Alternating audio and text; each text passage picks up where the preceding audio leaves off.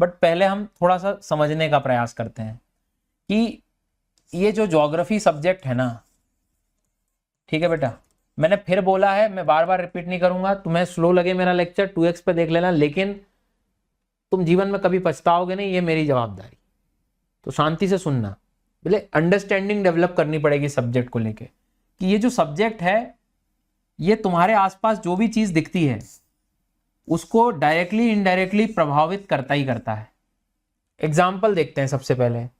आज किसी भी देश के लिए, भारत जैसे देश के लिए बात करें हम, तो सबसे काम की चीज जो है, मुझे ऐसा लगता है, इकोनॉमिक एस्पेक्ट में हम देखें तो आज भी बहुत लोगों का जो जीवन है एग्रीकल्चर, कृषि पर बहुत ज्यादा निर्भर करता है कि नहीं करता है? ठीक है सर, कोई दिक्कत यहां तक? अब मैं कहूं एग्रीकल्चर, खेती जो है, उसमें 3-4 बातें बहुत ज्यादा महत्वपूर्ण अपना काम योगदान रखती है। That is soil.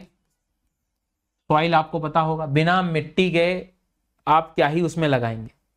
सॉइल के साथ मुझे वहां पर क्लाइमेट की आवश्यकता पड़ेगी। क्लाइमेट मतलब जलवायु जो होती है।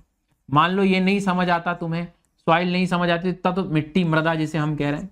क्लाइमेट में नहीं कुछ समझ आए तो भैया टेम्परेचर की अवेलेबिलिटी, रेनफॉल की अवेलेबिलिटी, वर्षा कितनी चाहिए, ये सब कुछ हमें जरूरी है इसमें। साथ में the most important thing is irrigation. Irrigation मतलब जिसको हम सिंचाई कह सकते हैं। अब हर चीज, मतलब ये बहुत बेसिक चीज है जो उस एग्रीकल्चर को सपोर्ट कर रहा है। अब इसके बाद ये जो एग्रीकल्चर है, इससे तुम आगे की अर्थव्यवस्था, इकोनॉमी वाली जो कहानी है, अगले सब्जेक्ट्स अपने कनेक्ट करते हो। इसके अनुसार लोगों का रहना, लोगों की बस्ती, लोगों का जो हैबिटेट है, कहाँ रह रहे हैं, सेटलमेंट्स, तो ह्यूमन ज्योग्राफी भी, मानव भूगोल भी बड़े हद तक जो है, अब इससे आप मैं कहूं तो पॉपुलेशन भी, या जनसंख्या का जो डिस्ट्रीब्यूशन है, पॉपुलेशन डिस्ट्रीब्यूशन है, वो भी इस बात पर निर्भर करता है। तुम हर कहीं जगह तो हम नहीं रह सकते। अब मान लो कि एक पर्वत की चोटी है और मुझे तो जो है योगा करना है, तो मैं यहीं आके रहूंगा और घर भी मैंने यहां बना लिया। कुछ भी कैसे बना लोगे?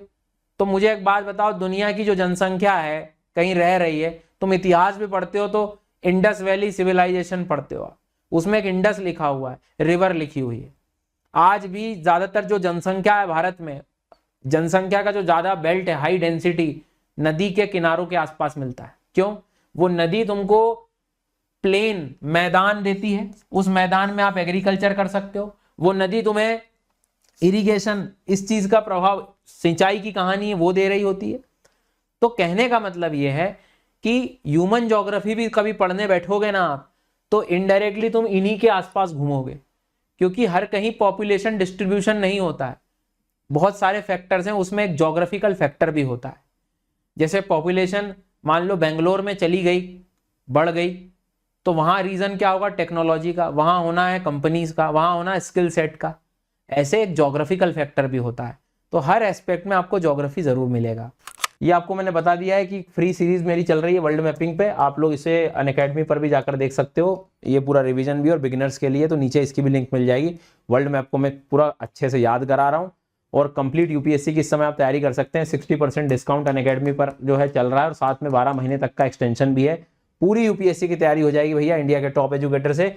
बस आपको जो कोड यूज कर लेना है वो कौन सा करेंगे आप? SGYT10 फॉर द डिस्काउंट, नीचे लिंक मिल जाएगी। यूसीएससी टेस्ट नए बच्चों के लिए स्कॉलरशिप टेस्ट हो रहा है 13 तारीख को, इसको भी एनरोल कर लो। और जो बच्चे इस बार एग्जाम दे रहे हैं, ऑल इंडिया लेवल का मॉक टेस्ट भी दे सकते हो हर संडे अब से। तो वही मैं आपको समझा रहा था कि एग्रीकल्चर एक बहुत बड़ा महत्वपूर्ण टॉपिक है यहाँ पर किसी भी कंट्री के लिए। वहां पे सॉइल, क्लाइमेट, रेनफॉल, इरिगेशन, ये सब चीज तुम्हें देखोगे तो ये पूरी की पूरी कहानी तुम्हें ज्योग्राफी में पढ़नी पड़ती है। एक एग्जाम्पल लेते हैं। क्लाइमेट में रेनफॉल, टेम्परेचर, बारिश कितनी क्या होगी, मॉनसून कितना क्या होगा, ये चैप्टर्स में जब आप जाते हो तो बेसिकली आपको ज्योग्राफी का क्लाइमेटोलॉजी सीखना पड़ता है, पहले जलवायु विज्ञान पढ़ना पड़ता है। जब तक ये नहीं समझ आएगा तुम्हें, ये climate, rainfall, cloud, cyclone, monsoon, wind, pressure belt, सारी चीजें नहीं समझ आएंगी।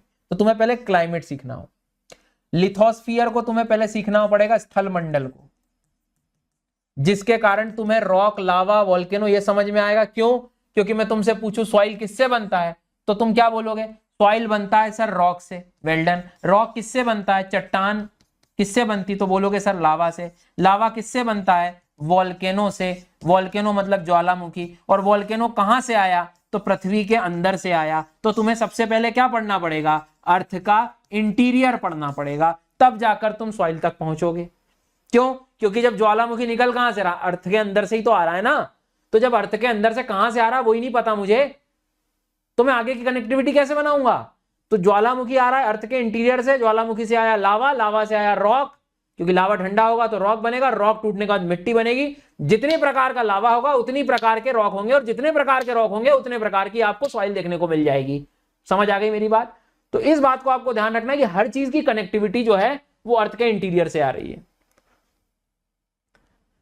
तो अब आपने जैसे ही लिथोस्फीयर, लावा वगैरह को स्टडी किया, तुम्हारा सॉइल का कॉन्सेप्ट क्लियर हो गया। जैसे ही क्लाइमेटोलॉजी को सीखा तुमने, क्लाइमेट की कहानी पे पहुंच गए। अब रेनफॉल से तुम्हें रिवर्स कनेक्ट हो जाएंगी।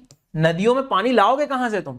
कुछ तो ग्लेशियर से आ जाएगा, चलो ठीक है, लेकिन भारत के दक्षिण वाली बात करूं मैं, साउथ इंडिया की, ज्यादातर पूरी मानसून पर डिपेंडेंसी है।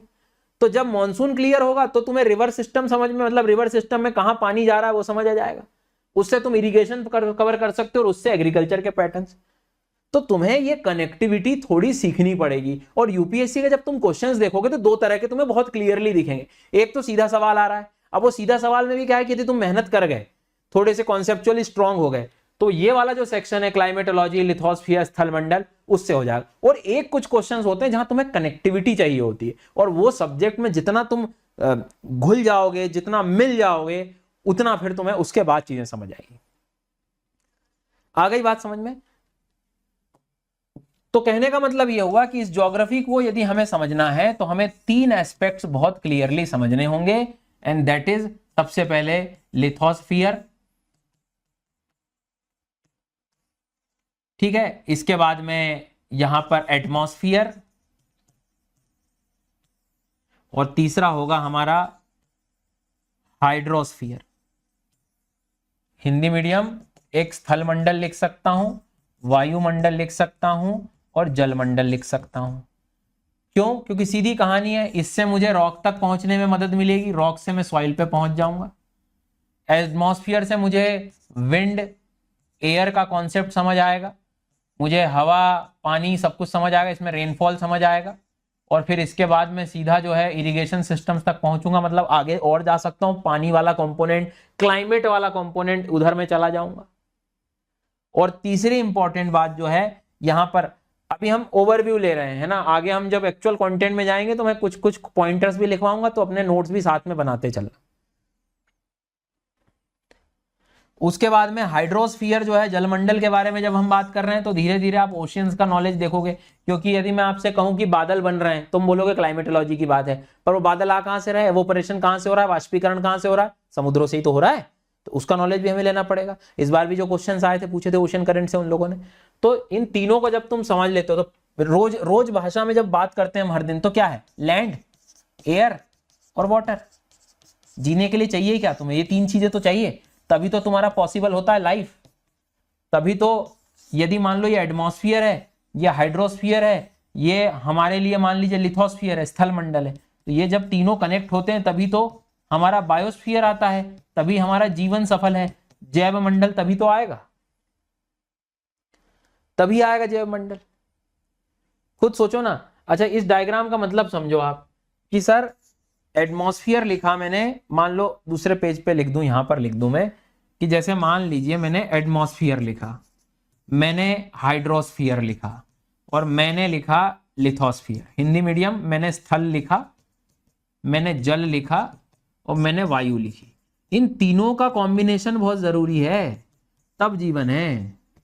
बायोस्फीयर तब आएगा, जैव मंडल तब आएगा। क्यों सर?